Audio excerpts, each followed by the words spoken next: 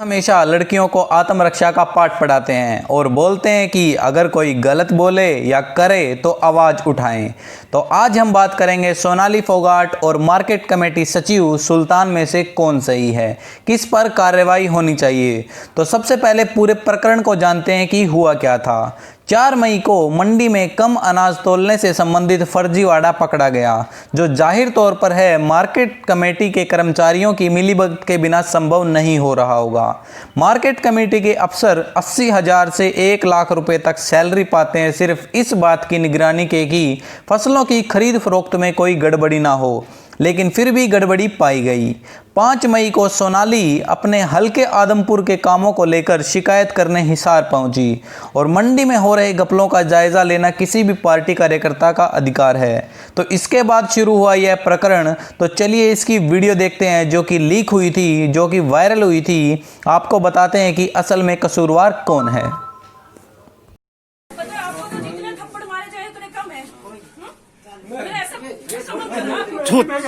साल लीकड़े उसने पढ़ना कैसे कही आपने ये बात?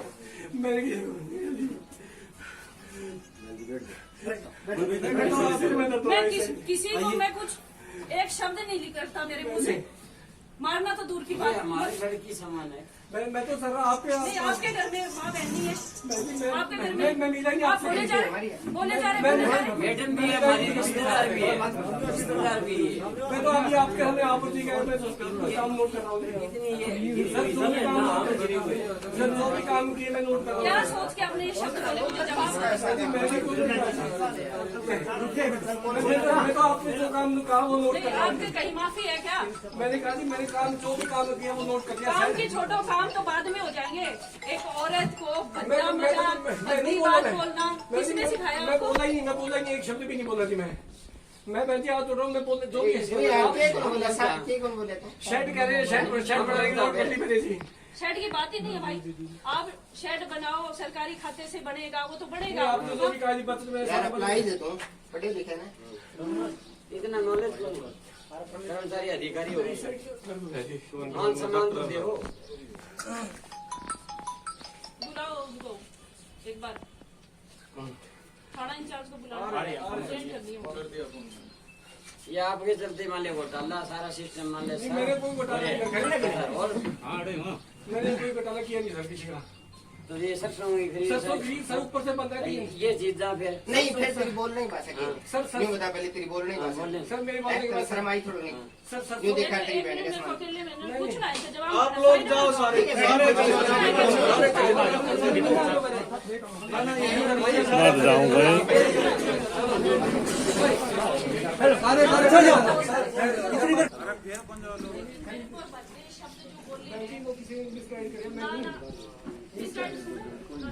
मैं आपको जानता हूँ किसी के बारे में बगैर जाने कोई किसी के बारे में कैसे करेगा, आप भी बताओ।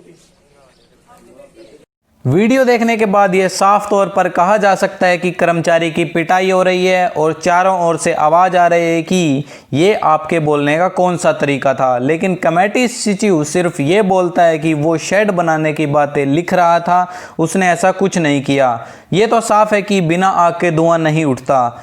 तो अब दोनों ओर के बयानों को सुनते हैं कि किसने क्या कहा। तो ये है वीडियो कर्मचारी सचिव सुल्तान की, जो बाद में पूरा प्रकरण होने के बाद वायरल हुई। मामला है जो आज आपके साथ घटना घटी है। सर सुबह 10:03 पर सुरेश जी हमारे ऑक्शन रिकॉर्डर हैं, उनका फ़ोन आया कि सोनाली मैडम जी आई हैं जो आदमपुर से चुनाव लड़ा है, अपने ऑफिस में आए हैं किसी काम के लिए। तो मैंने कहा मैं सब्जी मंडी से आया, मैं 3 मिनट में आ जाऊँगा, 4 मिनट में आप मेरे को ले जाओ स्कूटी पे। मैं सुरेश जी के साथ सीधा ऑफिस आया। यहाँ अपने असिस्टेंट सेक्रेटरी श्री भारत जी और जयपाल जी मंडी सुपरवाइजर उनको परफॉर्मेंट के बारे में सारी बातें बताने लग रहे थे। मैंने उनको सुरेश जी को कहा था चाय पानी मंगवा देना मैडम जी के लिए। मैडम जी ने चाय पानी पी ली। फिर हमने आधा पौना घंटा बैठे, सारी परफॉर्मेंट के बारे में मैडम को खुलकर बताया कि इस तरह परफॉर्मेंट हो रही है, ये दिक्कत है, ये सही हो रहा है सारा। तो हमने ये भी बताया कि सब्जी मंडियों में हमने कैसे काम किया, पूरी विस्तार से बात हुई। पौना घंटा 2 बार चाय पी, बहुत ही बढ़िया वातावरण रहा सर। तो उन्होंने कहा कि आदमपुर में चने की खरीद क्यों नहीं कर रहे। मैं क्या आदमपुर में चने की खरीद एजेंसी मना कर रही है, हैफड़ ने बाड़सबंद सब यार्ड में खरीद क्यों नहीं कर रहे चने की। बाड़सबंद में हैफड़ ने खरीद करनी है, मैंने खरीद नहीं करनी, मैंने अपनी तैयारी पूरी कर रखी है मैम। तो उन्होंने क्यों रिजेक्ट कर दी हैफड़ ने। मैंने कहा कि शेड नहीं है, उन्होंने कहा कि शेड की वजह से वहाँ चना भीग जाएगा, इसलिए हम खरीद नहीं करेंगे, एजेंसी ने लिख के दे दिया है, एजेंसी का काम है जी, हमने अपनी तरफ से पूरी तैयारी कर रखी है। बोली बारसमंद में और भी समस्याएं, आप चलोगे मंडी में? मैं कहा मैं चल पड़ता हूँ। मैं जैसे ही यहाँ गेट के बाहर सर सामने गया तो 6-7 लड़के और खड़े थे, यंग से लड़के 20-21 साल के। तो मैंने सोचा नॉर्मली इनको मिलने आए होंगे, कोई मेरे पेट पाप नहीं था कुछ भी, ना मेरे मन में बहम था कोई।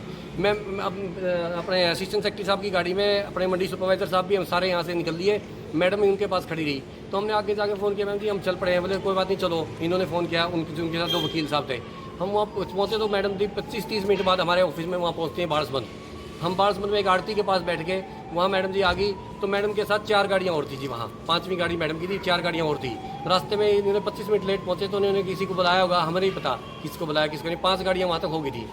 तो हमने मैडम ने कहा कि खरीद के बारे में बात की, तो सारी खरीद के बारे में बताया, सब कुछ बताया। मैडम ने कहा कि शेड बनवाओ। मैं कहा जेई से बात करता हूँ, मैं भी बुला लेता हूँ। जेई को मैंने फ़ोन किया तो छुट्टी थी, जेई साहब नहीं थे। मैंने कहा सब कुछ मैं नोट कर लेता हूँ। जयपाल जी ने सारी समस्याएं नोट कर ली, 2 यूरिनल भी बनाने हैं। वो बोली यहाँ फर्श टूटा हुआ है। मैं क्या मैम जी 1972 के बाद मंडी पहली बार टेम्परेरी मंडी चालू की है ये, और शेड बनवाने के लिए हम लिख देंगे सरकार को, कोई दिक्कत नहीं है। हमने सारी बातें लिख ली। तो मैडम जी एक बोली एक तरफ आओ आप, उनके साथ 2 आदमी और थे, बोले शेड की तरफ आओ। जहाँ 10-15 कदम हम गए तो वो बोले सब पीछे हट जाओ और अकेले बात करेंगे मैडम इनसे। तो मैंने फर्श के बारे में बताने लगा। उन्होंने कहा कि मेरी तरफ मुंह करके बात करो। मैंने मैडम की तरफ जैसे देखा, मैम जी इसी तरह फर्श बनवा देंगे। तो उन्होंने कहा कि आप मेरे को जानते हो? मैं कहा जी आदमपुर से चुनाव लड़ा है, मेरे को बताया था आपने, मैंने सारी बातें नोट कर ली, कोई दिक्कत नहीं है जी, सारे काम करवा देंगे। बोले आपने चुनाव में मेरी खिलाफत क्यों की? आदमपुर में मेरी कोई रिश्तेदारी नहीं है, मैं प्रेस मीडिया के सामने कह रहा हूँ, आदमपुर में मेरी कोई रिश्तेदारी नहीं है। मैं आदमपुर के विधानसभा चुनाव में कैसे जाऊँगा? मेरे को ये भी, मैंने कहा मैडम जी आपको किसी ने मिसगाइड किया, चुनाव के बाद इतने दिनों बाद आप ये ब्लेम लगा रहे हो। तो उन्होंने कहा थप्पड़ मारा मेरे को कि गाड़ी दे रहे हो आप मेरे को? मैंने कहा गाड़ी नहीं थी मैम। मैं थप्पड़ लगते ही चारों तरफ से 7-8 लड़कों ने मेरे को मारना पीटना शुरू कर दिया, बेशुमार। मैं बिल्कुल निडर होकर खड़ा था। मैं गिर गया अनफान में, फिर मैं वहाँ से भागा, एकदम उसी दुकान में भागा। दुकानदार को कहा यार बचाओ, मैंने तो कुछ कहा ही नहीं। दुकानदार ने भी कहा इसको ना ही कहा मैडम ये गलत कर रहे हो आप, कि क्या हो गया ये क्या हो रहा है? तो सर वहाँ मैडम जी खड़ी हो गए, गुंडे वो चारों तरफ दूर खड़े हो गए, और इन मैडम के साथ 2 आदमी थे, उन्होंने वीडियो बनानी शुरू कर दिया, चप्पल से मेरे को मारना शुरू कर दिया अकेले। बोली मेरे को गाड़ी क्यों दी? मैं क्या मैडम जी मैं उस वीडियो में भी कह रहा हूँ कि मैंने कोई गाड़ी नहीं दी मैम जी, मैंने आपके सारे काम थे जो नोट कर लिए हैं सारे के सारे। और फिर ये वो इधर थाने की तरफ आ गया। पुलिस को फ़ोन करते, पुलिस वहाँ पहुँच गई, पुलिस ने मेरे को छुटवा लिया, मेरे को जिप्सी में बिठाया, मैं थाने की तरफ आ गया। थाने के बाहर मैडम मेरे को बाहर ले गई। मैडम ने यदि मैंने कोई गलत काम किया था तो थाने में FIR दर्ज करवाती। मैडम मेरे को बाहर ले जाके उन्हीं गुंडों के द्वारा एकदम बोलिए आप लिख के दो कि माफ़ीनामा लिखो। तो उन गुंडों वाले तो गोली मारेंगे, मेरा पसीना आया जी एकदम। मैंने वहाँ एकदम लिख के दे दिया कि उन्होंने लिखवाया कि 2 बार अपने आप कटवाया। फिर लिखवाया बारसमंद मंडी में मैंने जो आज बदतमीजी की है उसके लिए मैं माफ़ी मांगता हूँ। मैंने लिख कर दे दिया। मैं कहा ठीक है जी तो छोड़ दो मेरे को। मैंने सोचा अंदर थाने में जाकर घुस जाऊँ किसी तरह। मैं थाने से बाहर बुला लिया मेरे को। फिर मैडम बोली मैं तेरे को कुछ नहीं कहूँगी, ये बात किसी को बतानी नहीं। फिर बोली अभी तूने हाई कोर्ट में स्टे ले रखा ना, अपना ट्रांसफ़र का स्टे वापस ले ले यार, तू दफ़ा हो जाए यहाँ से। मैं कहा ठीक है जी। मैं घबरा गया। फिर उन्होंने कहा कि दोबारा 5 मिनट बाद फिर वो वापस बुलाया मेरे को दोबारा वहीं, और ये कहा कि आपके स्टाफ वाले जो आदमी थे उनके और साइन कराओ इस पर जो आपने लिख के दिया है। मेरे साइन करवाए। फिर मैडम के सामने मैं खड़ा होगा। उन्होंने एक आदमी जो उनके साथ गंजा सा था, जो वकील जो सुबह यहाँ भी था, उसने कहा कि वीडियो बनाता हूँ, अब मैडम के सामने हाथ जोड़ के कहो माफ़ी मांगे। भाई मैं बंदूक की होकर जब सब कुछ करता हूँ, जब एक आदमी फंस रहा हो तो मैंने हाथ जोड़ के कहा माफ़ी मांगता हूँ मैं। उसके बाद मैं बचा के अपना बचाव करके थाने में चला गया। थाने वालों ने मेरे को रोटी खिलाई। थाने वालों ने मेरे को कहा हम आपके साथ हैं, हमारे को सच्चाई पता लगी है, आप सही हो बिल्कुल, मंडी से हमने पता कर लिया है। आम आदमी सारे गांव के आदमी वहाँ से आने शुरू हो गए बारसमंद के कि हम आपके साथ हैं। मगर अब सरकार के दबाव में, सोनाली मैडम के दबाव में आके नहीं खुल के नहीं आते, हम सबके साथ हैं सारे आदमी। वहाँ से सारे कर्मचारी यूनियन, सारे प्रेस के साथियों, दिल्ली से सब जगह से फ़ोन आए कि हम आपके साथ हैं, आप घबराओ मत। मेरे को ये था कि जान में मारने की धमकी देकर गई थी वो, मेरे को रास्ते में ना मरवा दे। तो मैं थाने से निकला नहीं अब तक, जब तक बड़े सारे साथी वहाँ पहुँच गए तो मैं उनके साथ आया हूँ। मैं तो आपने पुलिस को शिकायत दी, क्या कहा? मैंने पुलिस में सारी यही लिखित में जो आपको बताया, सारी यही लिखित में पुलिस को शिकायत दे दी है। और पुलिस डिपार्टमेंट ने कहा कि हम कार्रवाई करेंगे। SP साहब ने वायदा किया कि कार्रवाई करेंगे, कोई टेंशन नहीं, आप घबराओ मत, आप ऑफिस में जाओ। मैं कहती मेरे को मार ना दें। बोले आप टेंशन मत लो कोई भी किसी किस्म की। जब वीडियो में चप्पल मारने का जो वीडियो वायरल हुआ उसमें पुलिस के अधिकारी भी सामने खड़ी दिखाई दे रहे थे। उसी वक्त आए थे वो, जब दोबारा पहले तो मेरे गुंडों ने वहाँ, मैं कहता रहा हूँ शेड की जगह कुट्टा था। जब मैं वहाँ से बुरी तरह भाग के आ गया, मेरे को उल्टी भी लगी है और मैं वहाँ बैठा भी हूँ कुर्सी में, तब मैडम ने चप्पल मार के अपने आदमियों से वीडियो बनानी शुरू की। और वो बार बार कहती रही मेरे को। पुलिस उस वक्त हो गया, पुलिस ने छुटवा दिया था मेरे को। पुलिस ने ये भी कहा है, पुलिस डिपार्टमेंट के साथियों, कि मैडम आप गलत कर रहे हैं, तो यदि आपको कोई समस्या तो आप लिख कर दें थाने में। पुलिस ने ये भी कहा है जी। पुलिस डिपार्टमेंट ने बहुत बढ़िया रोल अदा किया।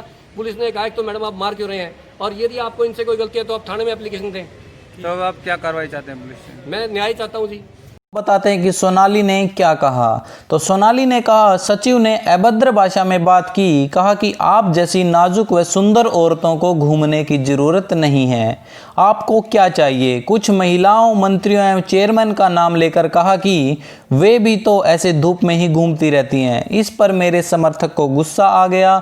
उसने सचिव की पीटने की कोशिश की, पर मैंने उसे रोका और मैंने खुद थप्पड़ मारे।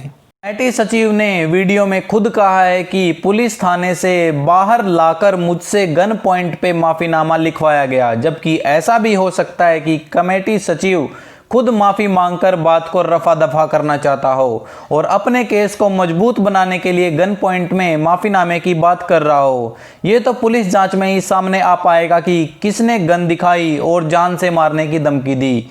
कमेटी सचिव ने यह भी कहा है कि विधानसभा चुनाव में विरोध करने की वजह से प्रकरण हुआ, जबकि उसने कभी विरोध किया ही नहीं। यानी पूरा प्रकरण सिर्फ सोनाली फोगाट की मिसअंडरस्टैंडिंग की वजह से हुआ है।